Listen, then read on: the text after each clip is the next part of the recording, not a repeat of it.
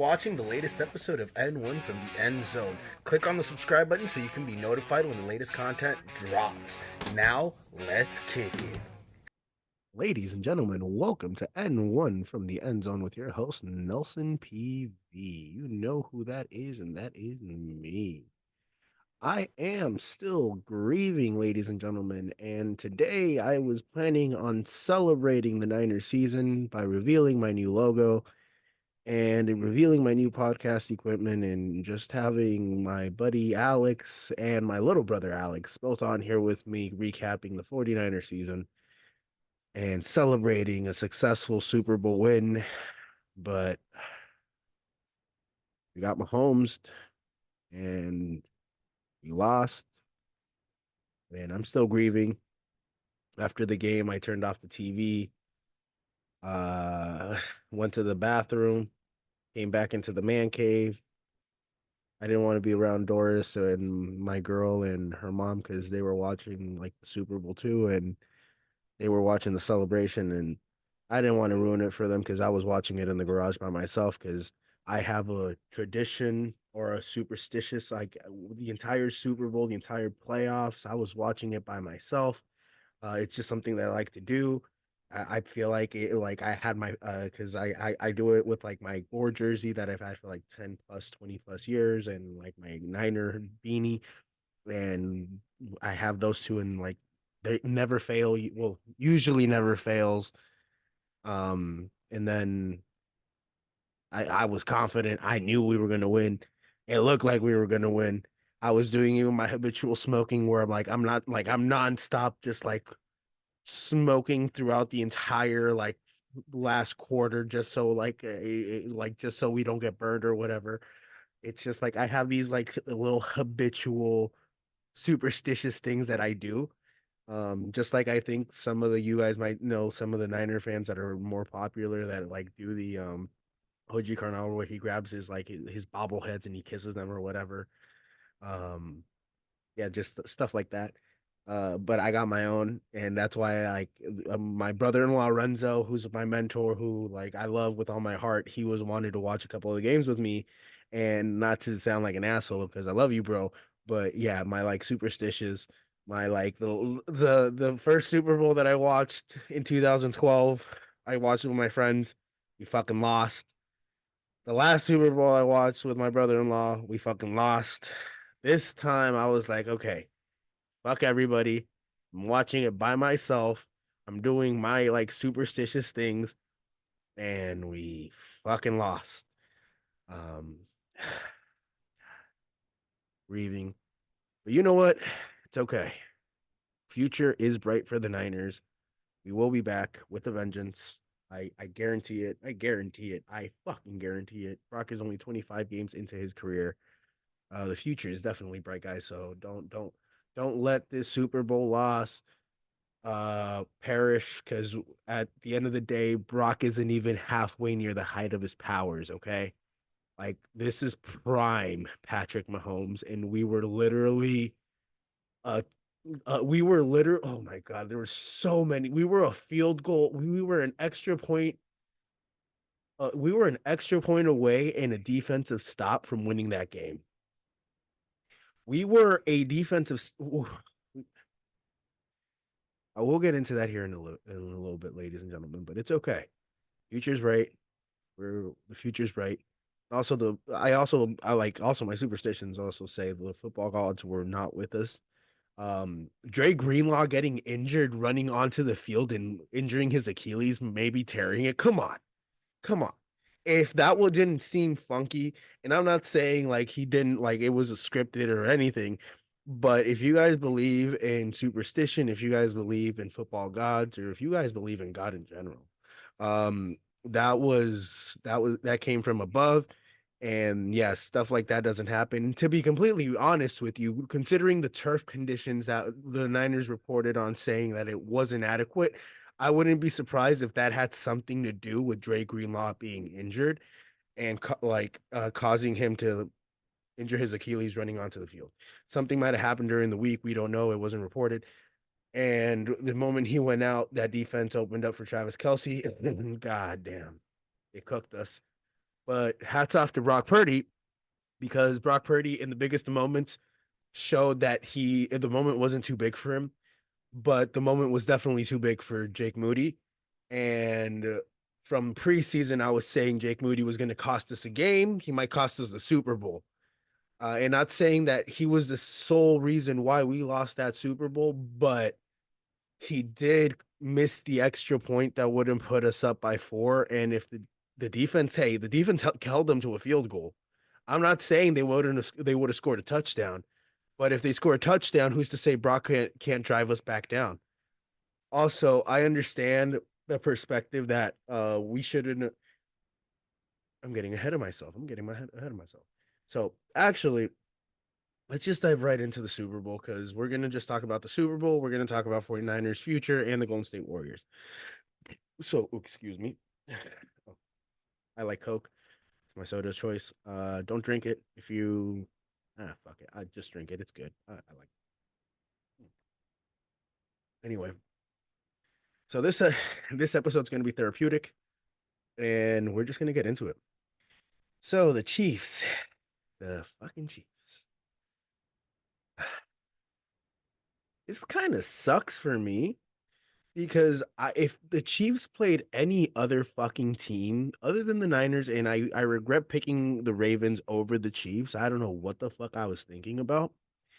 I had supported the Chiefs when they acquired Alex Smith, and I became a fan of theirs when even after Alex Smith left, and I was rooting for Washington when they acquired Alex Smith. That's how much of an Alex Smith fan I was. I was rooting for Alex Smith's success, because I thought he was a great quarterback, and I thought with Jim Harbaugh and even with Andy Reid, he proved to be a decent a decent to good quarterback. Um, Injuries really plagued his career, and that was the downfall for Alex Smith. But I still supported the Chiefs even after they moved off Smith for Mahomes, and clearly Mahomes was next in line to Tom Brady, as we could see. But with that being said, I'm never going to pick the Chiefs over my fucking Niners. Bang, bang, Niner gang for fucking life. Bang, bang. I ain't like some fans that I fucking know that'll pick their team not to get blown out, but not pick their team to fucking win a game, like some Cowboys fans that I know out there, ladies and gentlemen. Yep. You know who I'm talking about. Is if you watching this, I'm talking about you. Mm, this I rock with my team till the end. Unlike certain fans, they're closeted Niner fans, but they try to act like they Cowboy fans, that they hate the Niners, but they never pick their team to win. They just pick their team not to get blown out. That's all I'm saying. Going back to my subject at hand. Um, with that being said, much love, bro. I love you. You know who you are. I, yeah. It's just like when it comes to football, Niner Cowboy, that rivalry. Oof. Other than that, he's a good guy. He's a good guy. Just has horrible taste in teams that he supports. Um, Patrick Mahomes, clutch as ever. Um, Frankly, I thought the decision for Kyle to receive the ball in OT wasn't a bad decision. Like I understand actually why people are crying out, "Oh my God, you should have put it in Brock's hands at the end of the game." That's actually a compliment to Brock Purdy, considering that if you put it in Mahomes' hands, who's to say Mahomes doesn't drive up down the field, score a touchdown? Then we put it on Purdy's hands, and who knows what the outcome might have been. I'm not saying it would have been a touchdown. I believe in Purdy. I believe Purdy would have gotten it done. But at the end of the day, at the end of the day, I think that should speak a lot to the character of Brock Purdy, and the fact that he should have won over the critics by that point. Because to say that he should have had the ball at the end of the game to try to win it is a huge nod to Brock Purdy and that offense, or at least Brock Purdy. Um, in my opinion, in my opinion, in my personal opinion. We weren't saying that about him before. We were saying he can't be the reason to lose it, or at least certain people were. I was never saying that. I believed in Brock Purdy from day one. I'm a real day one fucking supporter. I've been saying Brock Purdy is fucking special, and I am sticking by that because he's only 25 games into his, or 26, I think, at this point, into 26 or 27. Either way, he's 26 or 27 games into his career at this point as a starter, and I believe he will be getting better. He doesn't even have 2 full seasons as an NFL starter yet. We're not even seeing prime Brock Purdy. We are seeing Purdy year 1.5, essentially. And he's coming off an arm injury. So give Purdy this offseason. Let him heal up, let him rest. He goes into the next year knowing the system better. He goes into the year with his arm healthier than it was going into this year. And we're going to be able to see Brock Purdy take the next step in his development, ladies and gentlemen. This isn't the end for Brock Purdy. I also believe the football gods did not want us to win this game without Hoof. Because Hoof and I believe Jair Brown, who got the interception on Mahomes, are going to be integral parts of that defense next year. Jair Brown, the moment wasn't too big for Jair Brown. Now, the moment might have been too big for Oren Burks once Dre Greenlaw went out. And I can't blame Oren Burks for everything because he wasn't expected to play this game. Or at least he wasn't expecting to play in that capacity. And Travis Kelce is a different beast, ladies and gentlemen. That's not arguable at all. So, with that being said, the Chiefs dynasty can't. They're a dynasty by our hand too, which is the fucking part that hurts the most. If it wasn't for us, oh god damn. And the worst part about it, the first one, it was on a Jimmy G overthrow.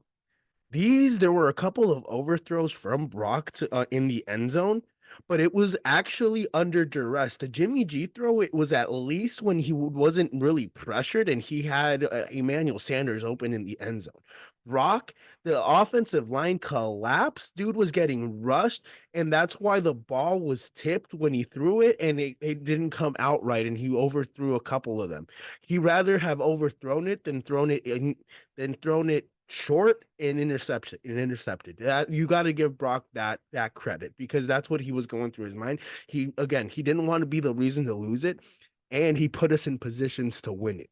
Essentially, if Jake Moody hits that field goal when after the fact that Mahomes and the Chiefs had just drove in and scored a touchdown, we had responded with a touchdown. But what happens? Jake Moody misses a field goal. And what did I say in the past? And you'll see the clip here in a bit. I said, can I rely on Jake Moody to kick a field goal?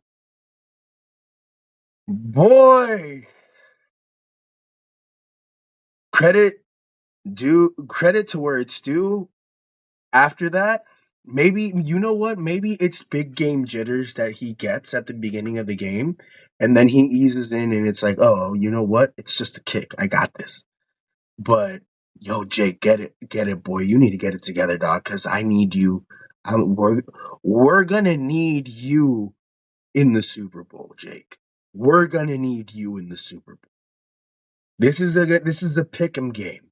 This is gonna come down to an extra point, a field goal, and this is gonna come down to you, Jake Moody. He costed us a game because of his field goal kicking woes. Because when the pressure got to him, it was too much. And I'm not saying he can't get better, but it was something that we should have noticed and been alert to the entirety of the season, even heading into the season, when we saw him missing preseason kicks. Okay, preseason kicks. I'm not saying Jake Moody will not get better. I'm not saying he cost us the game. He is part of the reason why we lost that game. Because if Jake Moody hits that field goal, we're up by 4, not 3.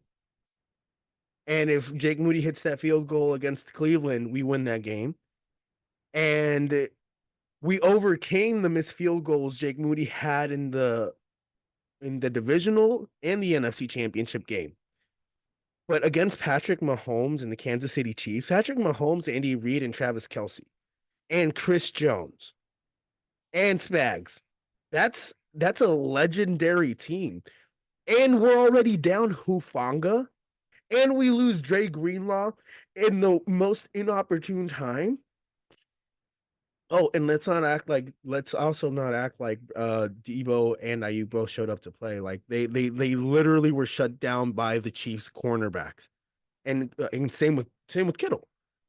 Everybody was on lockdown, but Brock still managed to find them in crucial times. We had Juwan Jennings, we had CMC show up, Chris Conley, Ray McLeod. Everybody who I criticized earlier this season showed up in the biggest moment in the game.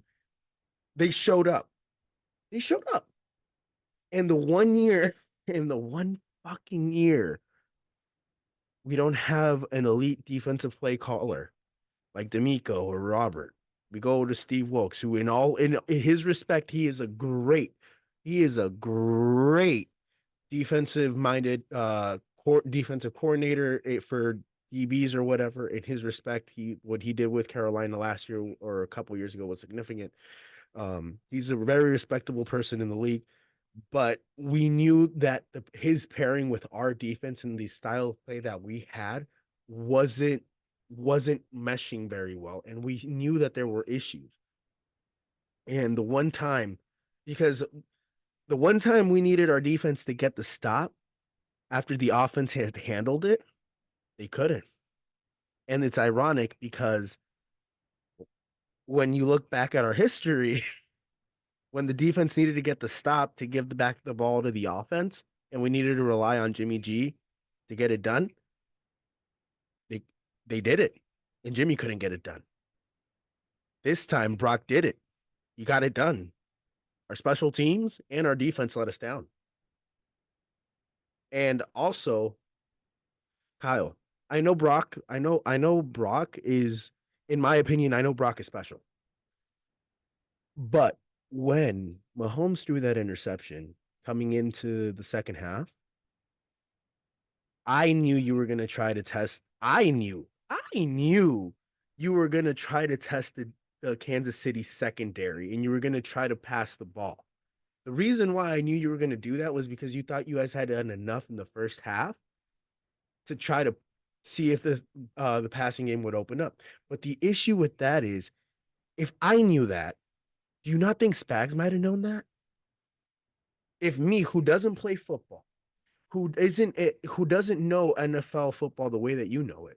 And I'm not saying you're a bad defensive play call or a bad offensive play caller. You're a great head coach, Kyle. I love you. I love the entire 49ers franchise. But when we get the ball back, well, we should have just given the ball to CMC. Why did we go 2 series where we try to pass the ball? We went back-to-back series 3, and now because we attempted to go, I think, 6 passing attempts. Why are we not handing the ball off to CMC on first or second down? Like, pound the rock. We were on their we were on their half of the field.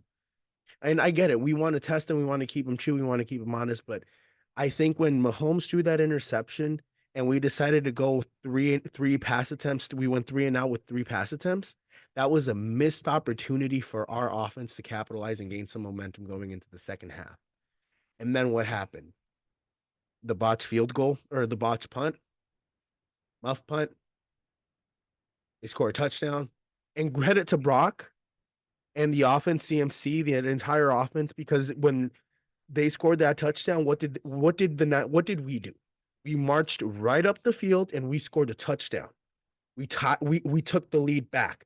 They had the lead, we took it right back. Game was 16-13. And all we needed was a field goal to make it a 4-point game, and then Mahomes would have had to score a touchdown rather than settle for a field goal with Harrison Buckner, who is also a legendary kicker. Come on. And we go into it with the rookie kicker, Jake Moody, who clearly throughout the entirety of the playoffs, even the regular season and in the preseason, because I've been seeing him struggle even through the preseason, costed us an opportunity to have a 4-point lead and forced Mahomes to score a touchdown and beating us like that. And even if he scored a touchdown, who's to say Brock doesn't get the ball back with time on the clock and score a touchdown for us? Make it a 3-point or put us in field goal range. Now. They want to talk about Kyle should have gotten the ball or should have deferred and We should have gotten the ball after, like, Brock should have had the ball. That's why I say credit to Brock Purdy, because people weren't saying that about Brock Purdy earlier. They doubted his ability. And frankly, he was great, or he wasn't great. I can't say he was great. I cannot say he was great. But it's clear, actually, I can't say he was great. He was great in the circumstance that he did not fold under the pressure at all. When I say he didn't fold under the pressure, I mean he came into the game. The game wasn't too big for him. This was the best playoff game he has played this entire year. Best playoff game he's played this entire year, from top to bottom. When we needed to get a score, when we needed to get a touchdown, he got us a field goal. Or when we needed to get a score, when we needed a lead, he got us a lead. Our defense couldn't get the stop at the end. Okay. But our offensive line, and I've been saying this all year. Our offensive line has been an issue all year because all we have is Trent Williams. And when Trent Williams isn't there, it is the worst, if not bottom 10, or not bottom 10, bottom 5 offense. It's one of the bottom 5 offensive lines in the league without Trent Williams there. And we can't rely on an aging Trent Williams next year. And we can't rely on an aging CMC next year. I love those guys. Those guys are elite at what they do, but they're aging. And we're going to get into the 49ers future here in a second, ladies and gentlemen. But it's those things right there that, like, really, really, really cost, like, in my opinion, costed us the game. Um, and it's okay. It's okay. Should the 49ers move off of Jake Moody? I don't know. I don't know. Why? Um, because I hate to say it, like, I really did. I celebrated when I celebrate. Don't get me wrong, I celebrated when he kicked the field goals and he made it. Like, I went crazy. I called him Money Moody. I called him Money Moody. I was going crazy when he made the field goals. But if he has these same issues in the preseason, should he even be on the roster? If he caught, like, if he clearly chokes in chokes in the regular season, and we can't rely on him in the playoff. I can't. I think we need to move off Moses Moody. We should have kept Zane Gonzalez. We should have called in Robbie Gold after the Packers game. Like, we couldn't overcome his kicking woes 3 times in a row. And I don't care what anybody says. Like, it's 3 weeks, 3 consecutive weeks. He has missed a field goal or an extra point. 3 consecutive playoff games when it matters the most. Okay, that's what irritates me the most. And then our defense, the first time that we really needed them to get a stop, they just didn't. And I'll be real with you, I I, I saw, I don't know, I feel bad for Bosa because he's kicking himself, because he knew he I know he sold out on the run when Mahomes got that first down, but he deep down inside knew Mahomes was going to keep the ball and run it outside the edge. That's why he stuttered a little bit and tried to catch up to Mahomes when he got the first down on 4th and inches, because he knew he had been Mahomes I knew. Everybody, like, I don't know if everybody at home knew, but I saw it. I knew. I knew Mahomes was gonna keep the ball and rush for a first down, because he had done it to us, and he had done it to us in this game already, and he had seen Nick Bosa continuously sell out for the run. And I'll be real with you, our defense was stopping Pacheco flat in his fucking tracks without Bosa having to sell out. And if Bosa doesn't sell out and he stays with Mahomes, Bosa gets that tackle and we win the Super Bowl. But it didn't happen. It didn't happen. It's okay. It's okay. I can't put it on Nick. You know why I can't put it on Nick? Because we went into this fucking season with drama with Nick Bosa. And Nick Bosa wasn't the Nick Bosa that I know that I know and that I love this year. Nick Bosa, because of the contract issues that we had last year. And actually, let's transition into the 49ers future, guys. Because this episode's a therapeutic episode for myself. And I'm just resting my grievances. I'm just resting my grievances. I need to get this out because I cried, and I'm actually starting to feel a little bit better. And I'm not going to bag on Nick Bosa because I love Nick Bosa. Nick Bosa is Big Bear Bosa, but the contract issues that we had with him this offseason, knowing that we were going to pay him regardless, were fucking ridiculous. And that him missing OTAs cost us to have a Nick Bosa that I know would have gotten that stop. I know he would have gotten that stop. He knows he wouldn't have gotten that stop. We all know he would have gotten that stop. But the reason why he didn't get that stop, part of the reason I think, is because he wasn't at OTAs. He didn't have a full training camp. It wasn't guys. We like there was a little bit of issues with Nick Bosa this year because of the whole contract dispute, and I'm not saying that cost him. I'm not saying that cost us the game or that had anything to do with the game, but I know that had something to do with the attention to detail and that had something to do with the overall chemistry of this defense this year. Not having Nick Bosa there. Ladies and gentlemen, I will be taking a brief break. We will be right back. I appreciate you guys for watching N1 from the End Zone. Stay tuned for part 2 of this episode.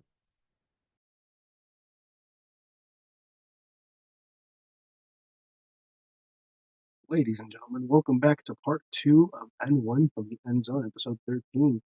So, as I was saying, Nick Bosa was not the same Nick Bosa of old, mainly because he missed training camp because of the whole contract dispute and the whole drama that we now, with Brandon Ayuk's comments coming out with his girlfriend and her and his brother, to be completely honest with you, um, I hope John Lynch makes the right call, and I hope he gives him a deal similar to what we gave to Debo, maybe a little bit more considering that I guess the market has changed. But the reason why I do say that is because of the fact that Ayuk was an integral part of the offense this year, and I genuinely believe that with Ayuk in the offense, uh, we have two elite wide receivers with Debo and Ayuk, and Ayuk takes the pressure off of Debo in the wide receiving as a wide receiver because Debo is so versatile. We don't have to just rely on Debo on the passing game with Kittle. We have options, including CMC. So, uh, in order for us to repeat or go back to the Super Bowl and hopefully win it next year, please, John Lynch, please, Kyle, just make the right decision and just pay the guys. Just pay them. Go all in for the next 2 years. Literally go all in. Fuck the salary cap. We need to win now, like right now. Like I know we said this year was the year that we had the roster to do it, and we definitely did have the roster to do it. Do not get me wrong. We had the roster to do it this year. Um, but considering that Brock is still a year away from being eligible for a contract extension, let's go into this season all in and let's get ourselves a ring. Pay Brandon Ayuk. I trust that you guys will build the defensive line that like you guys always do every year. I believe having Nick Bosa in from day one is going to help with the defensive chemistry, especially if it's the second year under Steve Wilkes' defensive system. I believe there was definitely a transition going from Robert Saleh to D'Amico Ryan to now Steve Wilkes because Robert Saleh and D'Amico, D'Amico was under Robert Saleh and he knew the style of defense that our team played. So the transition from Robert to D'Amico wasn't as big as everybody would think it would be.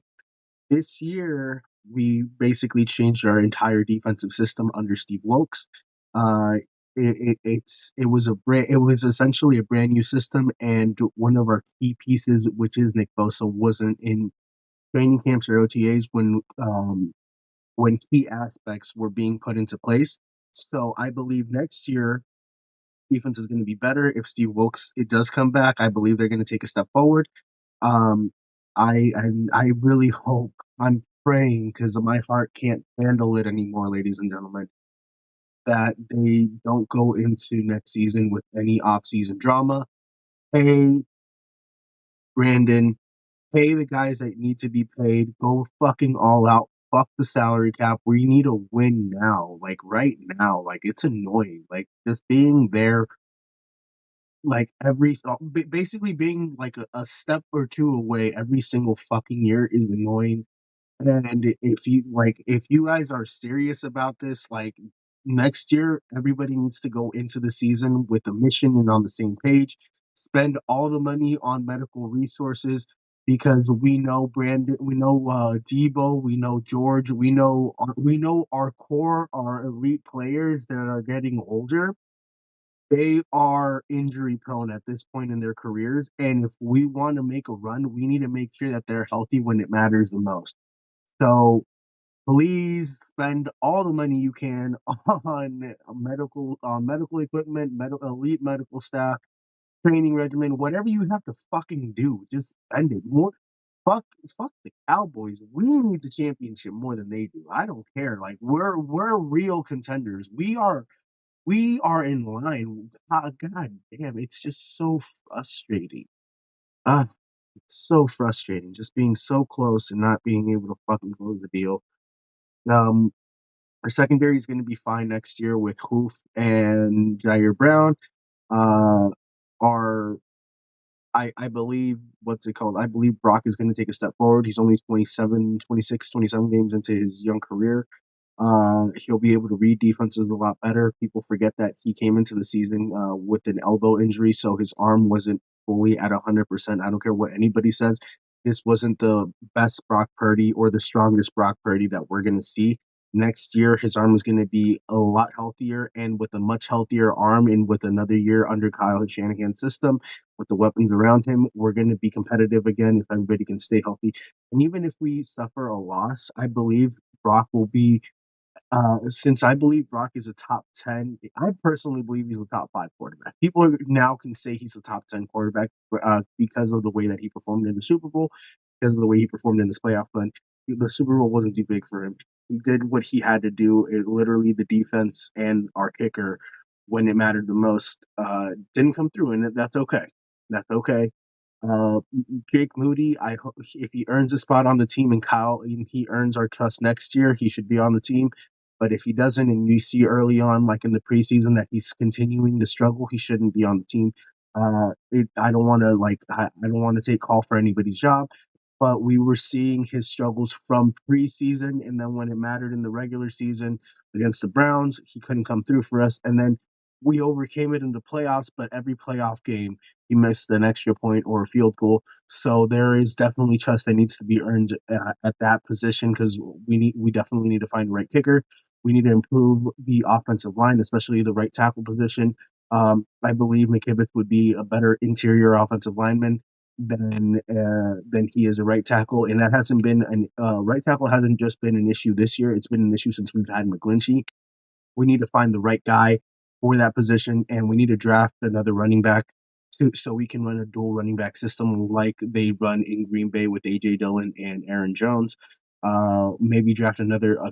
We need to draft a few offensive linemen because of the fact that Trent is also getting older, and we need to protect Brock. I don't want to go into the next year and have a repeat of what happened in 2020 when Jimmy got injured. We were on a roll. We were starting off like we were starting off, and Jimmy got fucking injured. I don't need that for Brock this year. I need a step forward from Brock. I need you guys. I need the Niners to fully go into the year all on the same page and with no contract drama and no contract disputes because it's fucking annoying how often these guys or how often this happens. Um, I'm sorry. It's just annoying how often we go into the season or I'm sorry, it's not annoying. It's annoying how we went into the season this year with the whole Nick Bosa situation, knowing that we were gonna pay him. And that entire defensive chemistry this year was shit. It wasn't the same defense that we saw in the past. And I feel like if Nick Bosa had been there from day one, and if everybody had been on the same page from day one, we would have been in there. It would have been a significant difference. But hey, we'll be back next year. This isn't prime Brock Purdy. I don't care what anybody says. Unless your name is Patrick Mahomes, Andy Reid, and Travis Kelsey, or the Kansas City Chiefs in general. Well, yeah, Kansas City Chiefs. Unless you're the Kansas City Chiefs with the second or the one of the three greatest quarterbacks of all time, because it's a like you can argue for Joe, you can argue for Tom, you can argue for Mahomes. You can pick your poison, whoever you want. But unless you're one of the three greatest quarterbacks with one of the five greatest head coaches of all time, you can't beat us in the playoffs. I'm sorry. Like at least in the NFC, you guys aren't a match for us in the playoffs. AFC, we've only seen Mahomes, but he, it's Mahomes, it's Kelsey, it's Reed, it's Chris Jones. Shit hurts. But yeah, no, I strongly believe if we go back there and we face anybody else, I thought if facing the Chiefs we were gonna pull it off this time too. And we damn near pulled it off, but our fucking defense and it's okay. We'll be back. We will be back. I believe. Stay faithful. Love my Niners till the end of time. Please, please, please, John Lynch, Kyle Shanahan in front office. Pay the men that need to be paid. Bring back the talent that needs to be brought back. And let's go into the season next year. Everybody on the same page. Let's invest in medical equipment. Let's invest in the medical staff. Let's make sure everybody's healthy. Let's invest in talent, young talent that can be developed and help the roster throughout the year. So we don't have to necessarily rely on McCaffrey the entirety of the season. We can rely on a dual running back system. We have options. I believe I gotta stay faithful and I rock with my team till the end of time. So bang bang Niner gang till the end of time and God, that one hurt. Moving on to the Golden State Warriors, ladies and gentlemen, we're going to be transitioning into basketball. My little brother Alex is a huge basketball fan. He is a huge Lakers LeBron fan. He's been a Laker fan first, but he also loves LeBron. LeBron is his glorious king, is his goat. I'm a Jordan guy in my perspective. Just the way Jordan carried himself and the way he dominated the entire '90s decade, um, except for that brief stint when he left the game and then came back and only played half the season when it was the lockout season. To be completely honest with you, yeah, that story, that's a great story. Um, and then yeah, my little brother's a LeBron fan, but I'm a Kobe guy. I actually used to root for the Lakers growing up with Kobe because every time we'd go on the blacktop, we'd all want to imitate Kobe. So we'd shoot like Kobe, we'd do the fadeaway like Kobe. He'd say Kobe. That transcends time. I'll remember that. um, but yeah, I rooted for the Lakers pre LeBron because I thought they had great talent, and honestly, everybody but Lonzo, who has had been plagued by injuries, has really developed into decent enough into some decent to good, if not great talent. Great would probably be Bi. Julius Randle is good, and then decent would be D'Angelo Russell. Like, let's not forget all those guys started off with the Lakers. Jordan Clarkson too. Let's not forget about him. Uh, they've had a lot. Zubac. They've had a lot of talent that's still in the league. They did a great. Let's be honest. The Lakers did a great job recruiting and drafting, or not recruiting, drafting talent because a lot of the talent that they drafted is still in the league today.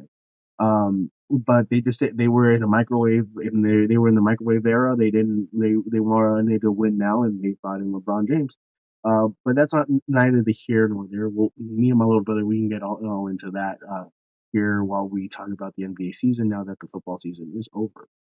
Um, but let's talk about my Golden State Warriors. They are the Warriors have won 7 out of the last 10. They are on a 5-game winning streak. They were able to hold off the Suns 113 to 112 and beat the Embiidless 76ers, who are right now reeling.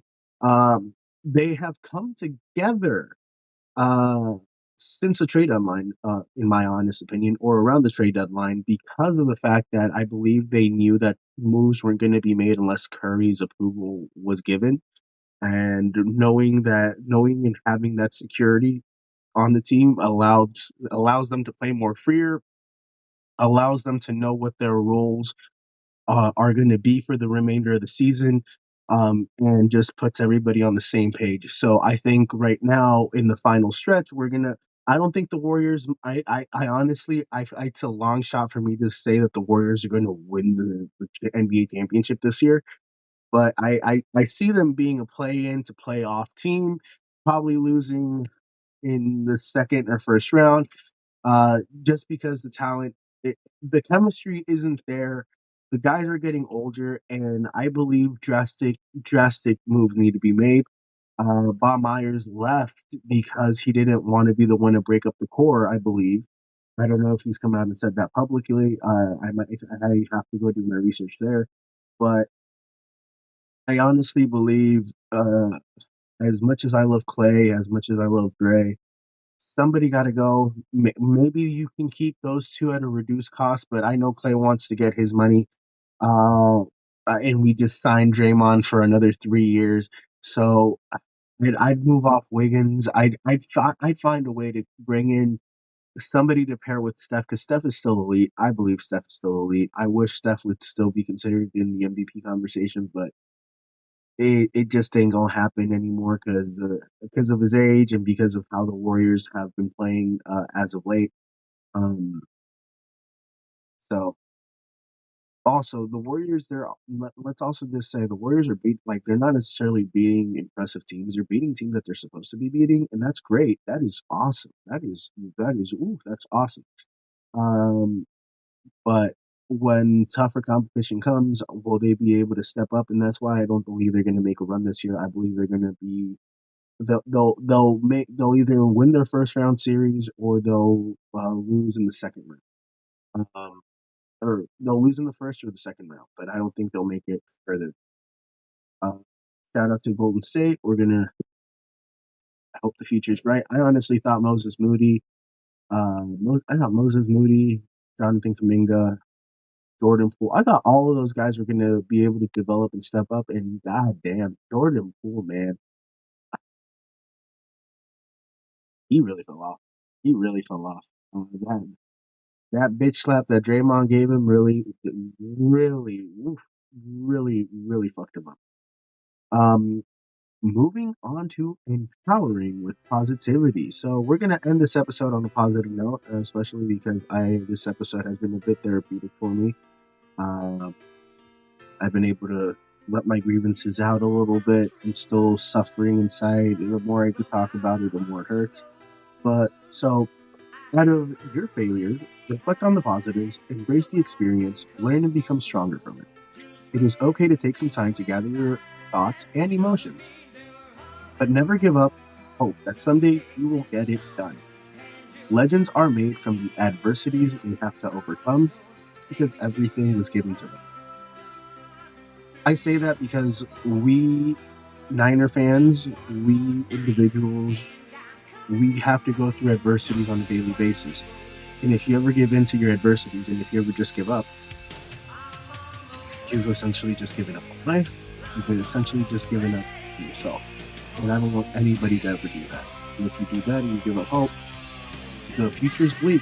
The future's very bleak. You struggle to find reasons to wake up the next day. You struggle to improve on your life. And you get into a rut that will affect you mentally for a very long time. So if you have to face any adversities, even if you fail, be like, okay, acknowledge what happened, and be like, what could I have done better? How can I come back to this moment and be better next time? And make a plan. It's not going to happen overnight. And even if you can't react at that very same moment that you failed, it's okay.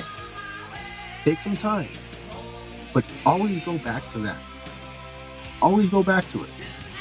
Never give up. Never give up. I had a saying with my grandmother before she died. May she rest in peace, even though I think she's in hell. I say that because, I'll get into that. Like, I have a very unique relationship with my family. At the end of the day, like, if you guys see Cat Williams and I guess Monique, I respect my family that is directly connected to me that I love. I don't respect people, or I don't respect the family that has looked down upon me, that has said stuff that was frankly out of pocket. There's a whole history behind that, ladies and gentlemen. But anyway, I used to have this. I used to have a saying with my grandma that querer es poder. That translates to love is power, will is power. If you want it, you can go get it. It has multiple translations. I have it tattooed on my arm, actually. Yeah, right there. Boom. Querer es poder. I live by that because I want to be successful, and I believe you all can be successful too. I want to be, and I believe I will be successful.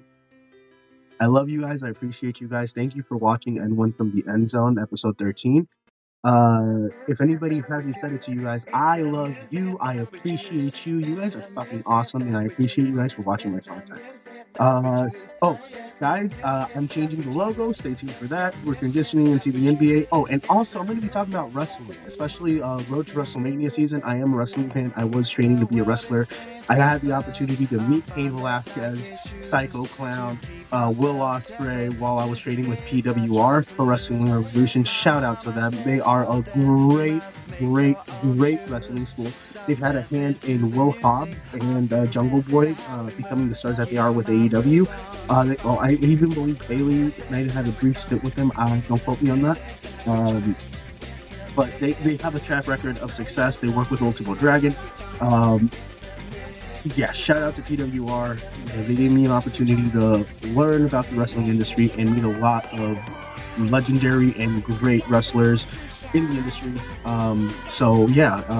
I haven't really followed wrestling a lot recently. I usually just follow the headlines, but I'll be talking about that. It's going to be interesting.